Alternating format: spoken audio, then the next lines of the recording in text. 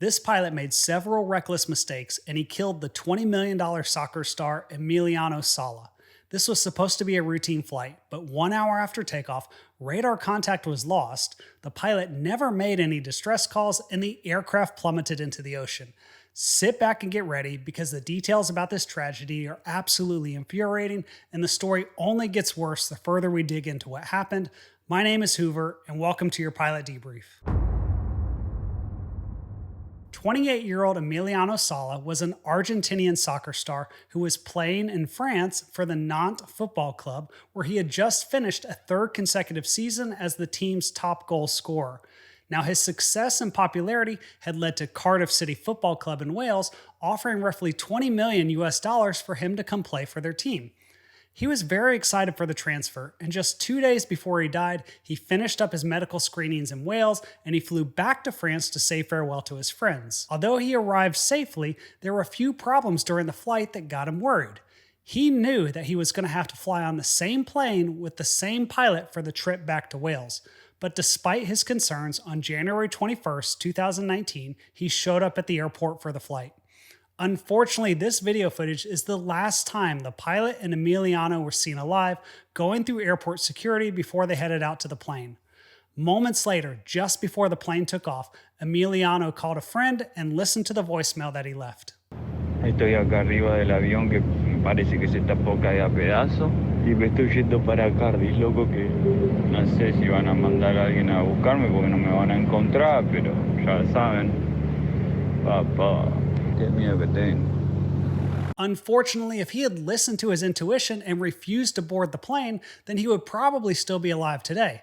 Now, this was an absolutely terrible tragedy because the last thing that anyone should be worried about, whether you're a $20 million athlete or not, is the quality of the aircraft that you're flying in. However, what Emiliano didn't realize was that the biggest threat to his trip wasn't the aircraft, it was the pilot. 59-year-old David Ibbotson was the pilot flying the aircraft. David had about 3,500 hours of total flight time, and he first obtained a private pilot's license in Europe, where he was licensed by the United Kingdom's Civil Aviation Authority, which is the UK's version of America's FAA. Something else you need to know is that David had what's known as a restricted instrument rating. This is something that's only available in the UK, and some people refer to it as the get you home rating. Now, the reason they call it that is because the weather in the UK isn't always the best. So as long as you have your private pilot's license and you do 15 hours of additional flight training with at least 10 hours on instruments, and then you pass a test, then you can get the rating, and now you can fly home in the weather if you need to. The problem with David was that even though he had this rating, he had very little experience flying in the weather. In fact, when he flew Emiliano into France just 2 days before the crash, he checked in at the airport on Facebook and he said, "I'm a bit rusty with the ILS," and then he jokingly commented that he was a little bit on the high side. The last time David renewed his restricted instrument rating was about a year and a half before the crash, and all of the flying that he logged since then was VFR. So my guess is this is probably why David filed a VFR flight plan for the trip back to Wales, because he planned to avoid the clouds. Perhaps the most shocking thing about David, though, was that when he went to flight school to get his commercial pilot certificate, he only made it about 2/3 of the way through the course and then he dropped out. This means that David only had a private pilot's license when he did the flight, and he wasn't legally allowed to charge passengers for flights. However, his own flight records show that he had been paid a fee for flights on numerous occasions, and he was getting paid to fly Emiliano. Unfortunately, the story gets worse because David had a single-engine piston rating that allowed him to fly the accident aircraft, but that rating expired 2 months prior to the crash, and there was no evidence that he tried to renew it. If you think all of this is bad, just wait, because there are several other shocking details in the story, including the real reason why they crashed and the person that hired David to fly the plane. But first, we need to take a closer look at the aircraft itself. This is the aircraft that David was flying. It's a 1984 Piper PA-46 Malibu, and this photo was taken at the airport in France just prior to the flight. David was at least somewhat familiar with the aircraft because he started flying it about 6 months prior to the crash. Now, when David flew Emiliano from Wales down to France, that's when the problems first started. After they landed in France, David called a fellow pilot who was a friend of his and listened to what he said in this recording that was obtained by the BBC. I picked a footballer up from Cardiff. He's just been bought from Nantes. I think it's about £20 million worth or something. They've entrusted me to pick him up in a dodgy Mirage. Normally have the life jacket in between my seats, but tomorrow we're wearing the life jacket, that's for sure. About halfway through the flight to France, he said there was a loud bang, and at the same time, he sensed a low-level mist throughout the aircraft, which he said he had occasionally experienced before. Now, to me, this sounds like a rapid loss of cabin pressure, but the investigation was never able to determine what caused the loud bang or the mist. That wasn't the only problem, though, because there was also an audio warning that sounded for the last 10 minutes of the flight, which Emiliano could also hear. Now, after David landed in France, he pulled the circuit breaker for the stall warning and the audio warning stopped. It couldn't be determined if he reset that circuit breaker prior to the next flight. Additionally, while he was taxiing off the runway, he lost pressure in the left brake pedal and he had to repeatedly pump that brake pedal in order to get it to work. Now, David ended up doing his own engine run on the ground to try and check it out, and he was told to have an engineer look at the problem, but he never did. However, he did have a mechanic take a look at the brakes, but that guy didn't find anything wrong with them, and David never told anyone else other than his friend about the audio warning that seemed to be coming from the stall warning system, so no one knew about that. The reason all of this is important is because if you're the pilot and you ever have any concerns about the aircraft you're flying, you turn it over to maintenance to fix it. There's no reason that David should have been trying to fix these things himself. Now, we don't know how much he was getting paid to do the flight, so it's possible that he had a lot of pressure to try to make things happen for the $20 million soccer star, and maybe he just assumed that things would be fine. Unfortunately, now we have a pilot that shouldn't be flying the plane, an aircraft that has maintenance issues that no one is really looking at, a pilot and a passenger that have some pretty big concerns about the flight, and we haven't even gotten to the worst part of the story. The original flight plan was filed for a departure time of 0900 local, but it ended up getting delayed until later that evening because Emiliano wanted to spend more time saying farewell to friends. Now, David was able to check the weather prior to the flight because remember, he probably wanted to remain VFR and avoid the clouds. Now, he got a complete weather packet from the weather briefer at the airport, but no one knows if he actually looked at it because David was known for using his tablet or his cell phone to check the weather. Now, that being said, a witness who spoke to David before the flight said that David was aware of the weather situation. The forecast for the flight called for a cold front moving in with the possibility of isolated showers throughout the evening. There was a complete layer of clouds between 11 and 13,000 feet, and below that there were various layers of clouds throughout the English Channel as low as 1,000 feet up to 6,000 feet depending on where you're at. Despite all of their concerns and the potential for weather, David and Emiliano took off at 1906 local time and they climbed to an initial cruising altitude of 5,500 feet. About 1 hour after departing France, David contacted air traffic control and they told him to maintain VMC, basically meaning you need to stay out of the weather. In order to do this, David requested clearance and he was approved to descend from 5,500 feet down to 5,000 feet.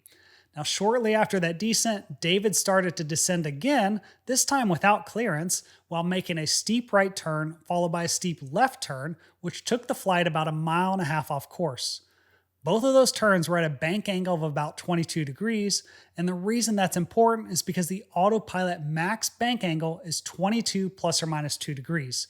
So it's likely that David was using the autopilot for the descent and to make these turns. The controller noticed what was happening, and he asked David if he needed to descend any further, but David replied negative, just avoided a patch there, but back on heading at 5,000 feet. About 10 minutes later, David requested to descend again to avoid the clouds, and he was cleared to descend at pilot's discretion.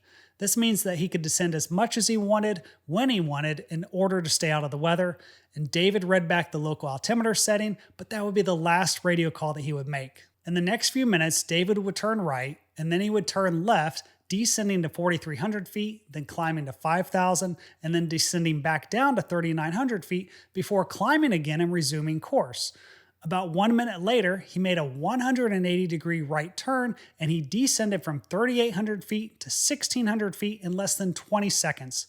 That's a rate of about 6,000 feet per minute, and they accelerated to more than 220 knots, which is about 20 knots over the max operating speed of the aircraft, and then they disappeared from the radar. The aircraft crashed in the English Channel about 22 kilometers northwest of Guernsey. Probably one of the worst parts of the story is that the authorities gave up the search for the wreckage after just 3 days.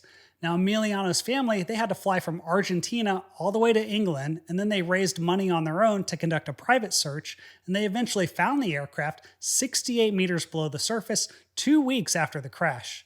Emiliano's body was recovered 3 days later, but sadly they never found David's body, and I think it's really sad and tragic that if Emiliano's family hadn't spent their own money, then we probably never would have known what really caused this crash. Before we look at that, something else that was just as shocking was that David wasn't even supposed to be the pilot on this flight.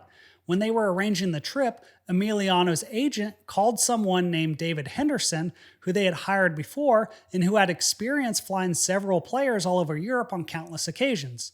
Unfortunately, David Henderson didn't tell the agent that he was in Paris on vacation with his wife.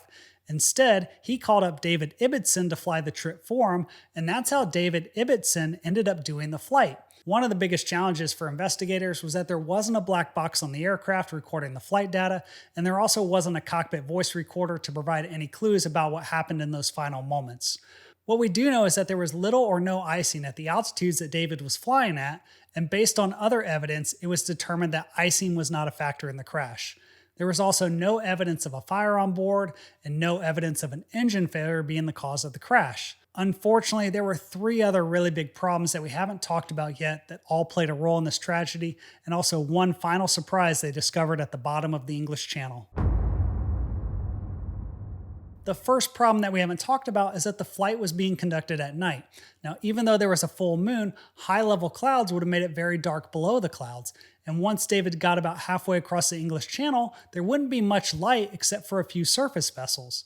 The rapid changes in altitude while turning without a visual reference to the horizon would have made it very challenging for someone like David that had little to no experience flying using their instruments. To make matters worse, David was not qualified to fly an aircraft at night, and he had no experience flying at night. He knew that they would be taken off after sunset, but he made a reckless mistake by deciding to do the flight anyways. And I think it's possible that David became spatially disoriented during his maneuvers trying to avoid the clouds, but that leads us to the next problem that we haven't talked about yet. The investigators were able to determine that during the flight from Wales to France, and also for most of the flight leading up to the crash, David was most likely using the autopilot. The reason this is a problem is because about a year and a half prior to the crash, the aircraft maintenance records showed that there was a problem with the autopilot because it would often disengage uncommanded. When maintenance looked at the issue, they recommended the autopilot computer be replaced with a newer model, and they put a placard on the autopilot that said "in-op." Several months later, during the aircraft annual inspection, just about a month prior to the crash, it was documented that there was a placard for no autopilot in the aircraft. Unfortunately, the investigation found no evidence that the computer was replaced or the problem resolved.